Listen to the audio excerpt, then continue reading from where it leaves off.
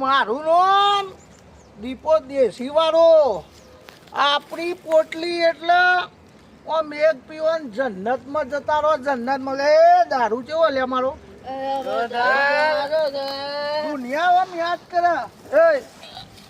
એ આવું તો આવતો મારા દારૂ આવો નહીં તો આવો તો લે પકડને આરા પી પી નિહાળવાનું કરજો.